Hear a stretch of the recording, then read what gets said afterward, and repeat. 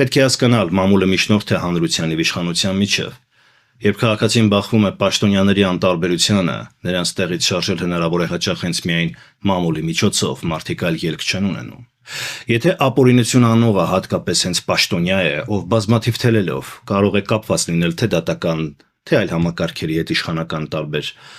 գործող անձանց հետ և ճզմել քաղաքացուն բառացիորեն լռեցնելով նրան, ապա մամուլը կարող է այդ քաղաքացու խոսքը հասցնել լայն հանրությանը, հաճախ նրա անունը չտալով, ու դրանով պատասխանատվության կանչել կոռուպցիոներ տականքներին։ Եվ եթե կան հիմքեր ու ապացույցներ կոռուպցիայի, ապօրինությունների մասին, որոնք մամուլը հրապարակում է,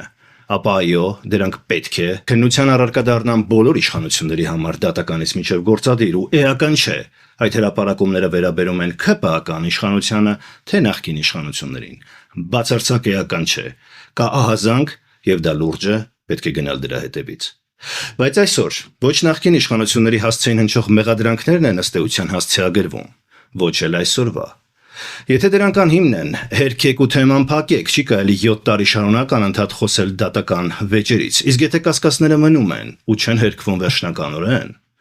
ուրեմն հանրությունը վստահաբար իրավունք ունի մտածելու,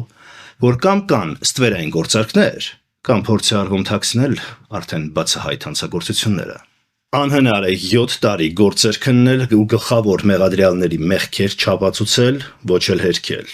Դա ձեզ համար դարձել է հավերժ իշխանության մնալու մի ինդուլգենցիա, կարծես թե, որ մի 7 տարի էլ փորձում եք ստանալ դրա համար։ Հասարակ քաղաքացին իր պարտականությունը նույն օրը կամ սահմանված ժամանակում չանի, առանց աջ ու ձախ նայելու գործից կհեռացնեն։ Լրիլովին անտարբեր, որ այդ մարդու ընտանիքը կարող է հայտնվել փողոցում, հայտնվեն չքավորության մեջ։ Բայց մի ամբողջ երկրի իշխանություն, ստանալով հսկայական գումարներ ու արտոնություններ, ապահով կյանք ու լծակներ, 7 տարի շարունակ, պարզագույն գործեր չի կարողանում ավարտին հասցնել և ժողովրդին վերջնական պատասխան տալ այսպես կոչված 30 տարվա թալանի հետ կապված, ուրեմն կա դրանում դիտավորություն ու պաշտոնեական պարտականությունների, մեղմ ասած, թերի կատարում։ Դրա համարով է պատասխան տալու։ Հետևաբար ինչպես կարելի է նման իրավիճակում նորից ժողովրդից ակնկալել մանդատ ստանալ և կրկին նրան խաբել։ Հիմա եթե օրինակ Ռոբերտ Քոչարյանին մեղադրում էին նույն մամուլով 4 միլիարդ դոլար թալանելու մեջ, որը բյուջեից մի քանի անգամ ավել էր այն ժամանակ,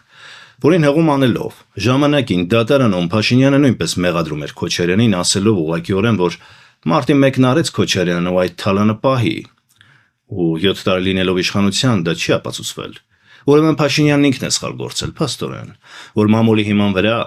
այսքան տարի Քոչարյանին մեղադրել է դրանում, կամ երևի թե կան այլ իրողություններ, որոնց մասին մենք չգիտենք։